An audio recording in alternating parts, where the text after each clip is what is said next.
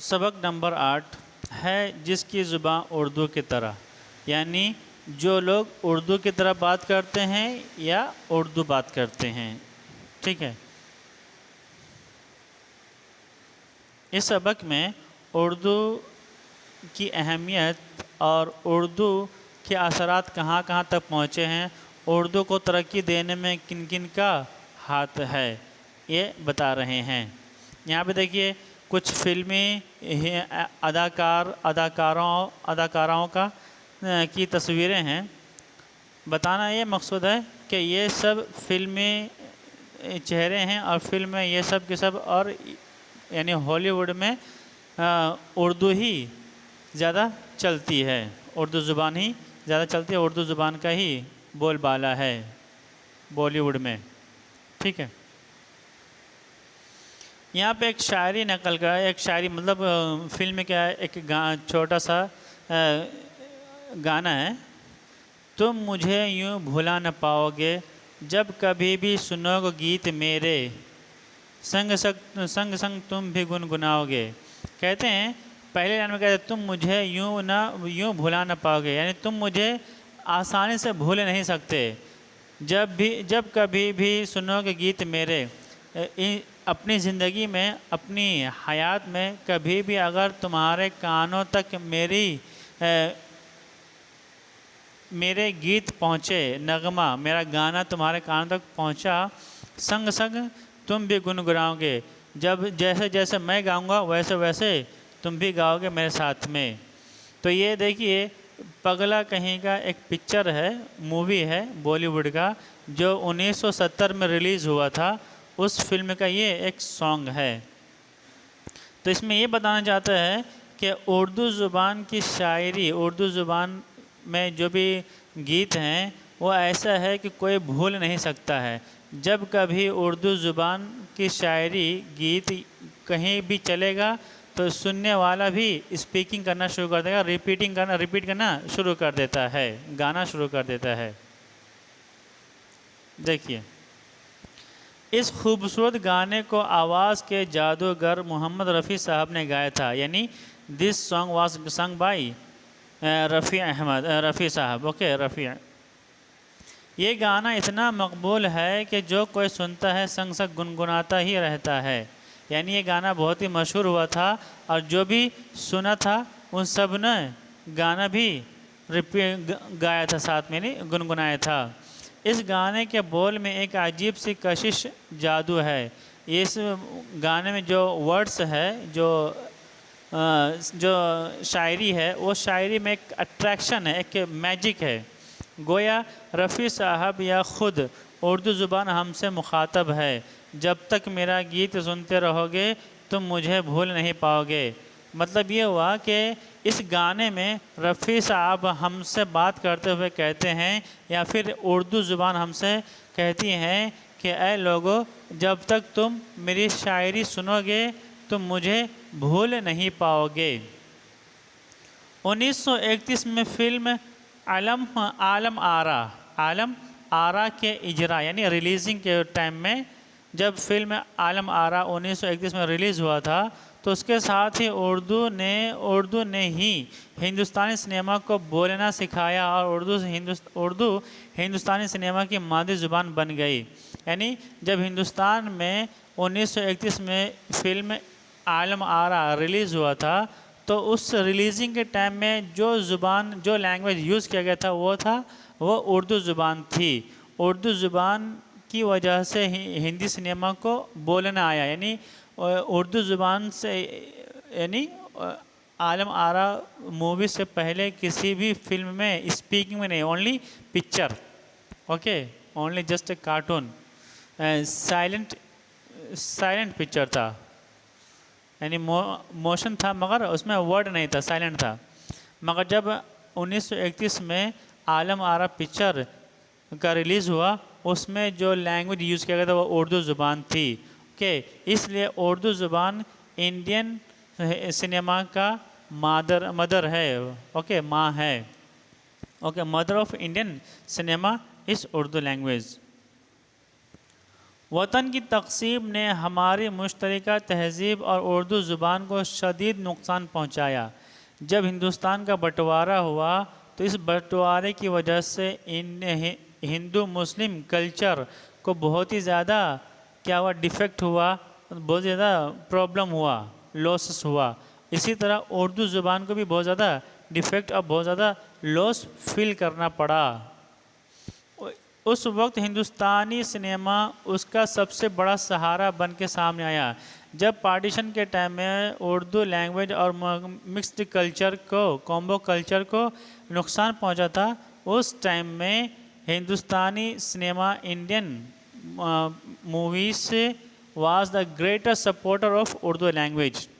Okay, यानी Urdu partition के बावजूद भी हिंदुस्तानी सिनेमा में उर्दू लैंग्वेज इस्तेमाल किया जा रहा था, जिसकी वजह से उर्दू को एक पहचान मिली और एक मजबूती मिली, इस्तिकामत मिली हिंदुस्तान में। हिंदुस्तानी सिनेमा तरक्की पसंद तहरीक और तहरीक आज़ादी दोनों से मुतासिर हुआ। हिंदुस्तानी सिनेमा क्या was Indian movies were influenced, okay, were influenced both by both means by progressive movement and freedom movement। जंग आज़ादी में जोश पैदा करने वाला ये गीत शहीद भगत सिंह पर बनाई गई फिल्मों में जगह पाया कि जंग आज़ादी के मौके पर हिंदुस्तानी रेवोल्यूशन, फ्रीडम फाइटर्स को एकदम एक्साइट करने के लिए, उभारने के लिए, उनको जोश और वलवला दिलाने के लिए जो गीत गाया गया था, गीत लिखा गया था, उस गीत को शहीद भगत सिंह पर जब फिल्म बनाई गई थी तो उस फिल्म में भी इस्तेमाल किया गया है। देखिए, वो है सरफरोशी की तमन्ना अब हमारे दिल में है, देखना है ज़ोर कितना बाज़ुए कातिल में है। सरफरोशी की तमन्ना मतलब अब हमें अपनी जान कुर्बान करने की ख्वाहिश हमारे दिल में है, अब हमारे दिल में हमारी जान कुर्बान करने की ख्वाहिश है, लिहाजा देखना है ज़ोर कितना बाज़ुए कातिल में है। कत्ल करने वाले के हाथ में कितनी ताकत है, हमें इसका अंदाज़ा लगाना है। यानी हम तो कत्ल होने के तैयार हैं, अपनी जान कुर्बान करने के लिए तैयार है, मगर कत्ल करने वाला क्या हमें कत्ल कर सकता है या नहीं, देखेंगे। ये बिस्मिल आज़िम आबादी ने लिखी थी ये शायरी, और इस शायरी को, इस गीत को भगत सिंह नामी फिल्म में इस्तेमाल किया गया है। बॉलीवुड के अजीमुशान फ़नकारों की कामयाबी की कहानियाँ भी उर्दू से जुड़ी हुई हैं। यानी बॉलीवुड में जो भी स्टार्स है, एक्टर्स है, वो जो फेमस हो गए हैं, बहुत ही सक्सेस जिनको बहुत ज़्यादा मिला है, वो सब के सब कहीं ना कहीं उर्दू ज़ुबान से ज़रूर फ़ायदा उठाए हैं, यानी उर्दू ज़ुबान का उनको फ़ायदा मिला है।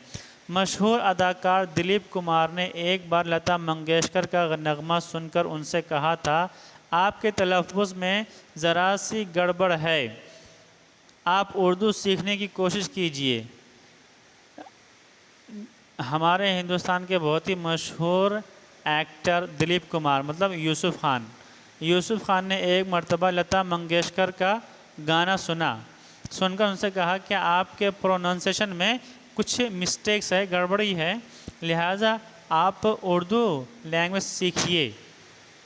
लता मंगेशकर ने उस काम के लिए महबूब नामी एक शख्स को अपना उस्ताद मुकर्रर किया। अब ये उर्दू ज़ुबान सीखने के लिए लता मंगेशकर ने, महबूब एक आदमी का नाम है, उस आदमी को अपना उस्ताद बना ली लता मंगेशकर। यही मामूली मराठी लड़की आगे चलकर बुलबुले हिंद बन गई। ये जो चीप मराठी गर्ल, यानी जिसकी कोई कीमत नहीं थी, ये बेकीमत मराठी लड़की आगे चलकर बुलबुले हिंद बनी। बुलबुले हिंद मतलब नाइटिंगेल ऑफ इंडिया, ओके, बन गई वो उर्दू लैंग्वेज सीखने की वजह से। करोड़ों रुपए की entertainment industry, okay, entertainment industry मतलब मूवी सिनेमा की सबसे ताकतवर ज़ुबान उर्दू बन चुकी है। ओके, उर्दू बॉलीवुड जो कि करोड़ों रुपया, ओके, मीन्स बहुत ही वैल्यूएबल, मोर एक वेरी कॉस्टली एंटरटेनमेंट इंडस्ट्री की powerful language is Urdu. Okay, Urdu के कहानीकार हमेशा फिल्म इंडस्ट्री से जुड़े रहे। उर्दू में जो भी कहानी लिखते हैं वो हमेशा बॉलीवुड से, इंडियन सिनेमा से कनेक्टेड थे। मुंशी प्रेमचंद, सादत हसन मंटो,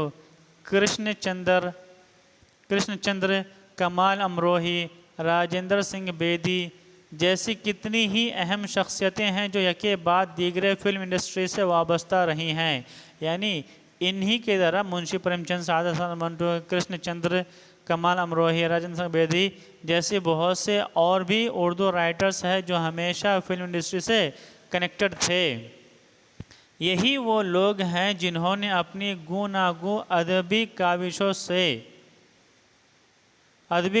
से उर्दू के दामन को वसी से वसीअतर कर दिया। यही इन्हीं लोगों की वजह से, अपने लोगों की वजह से उर्दू अदब और अपनी अदबी काविशों से उर्दू अदब को बहुत ही कुशादा कर दिया, बहुत ही दूर दराज तक फैला दिया। उर्दू अदीबों के लिखे हुए फिल्मी मकालमे इतने पुरअसर होते हैं जो मुद्दतों याद किए जाएंगे। उर्दू लिटरेट्स राइटर्स जो फिल्म इंडस्ट्री के लिए सॉन्ग लिखते हैं वो सॉन्ग बहुत ही अफेक्टिव होता है, उसमें बहुत ज़्यादा असर होता है। वो असर इतना ज़्यादा असर होता है कि उसकी लिखावट, उसका गीत, उसकी शायरी और उसका नगमा मुद्दतों तक याद किए जाएंगे, यानी इट में बी रिमेंबर्ड टिल ईयर्स। ऐसे मकाल में ज़ुबान ज़द ख़ास व आम हो गए हैं। ओके, यानी उन उर्दू अदीबों के, उर्दू राइटरों के अशआर लोगों के ख़ास हो या आम हो, उनकी ज़ुबान पर बैठ गई हैं।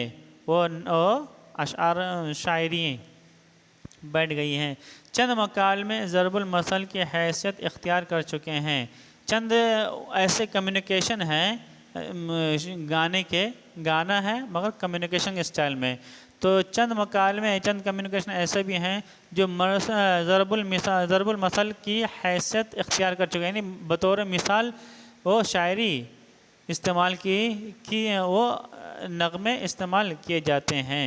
देखिए, जिनके घर शीशे के हों वो दूसरों पर पत्थर नहीं फेंका करते। वक्त 1965, यानी एक फ़िल्म है जिसका नाम है वक्त, जो 1965 में रिलीज़ हुई थी। वो फिल्म, उस फिल्म का एक डायलॉग है, जिनके घर शीशे के हों वो दूसरों पर पत्थर नहीं फेंका करते। देखिए दूसरा मकालमा देखिए, दूसरा कम्युनिकेशन डायलॉग देखिए। तेरे दिल में मेरे सांसों को पनाह मिल जाए, तेरे इश्क में मेरी जान फना हो जाए। ये फना 2006 में एक फ़िल्म आई थी बॉलीवुड में, बॉलीवुड ने रिलीज़ किया था इस फिल्म को। उसमें एक गाना था, तेरे दिल में मेरे सांसों को पनाह मिल जाए, तेरे इश्क में मेरी जान फना हो जाए। ये असल में एक गाने का हिस्सा है, मगर ये ज़रबुल मसल के तौर पर यह मुकालमा मशहूर हो गया है।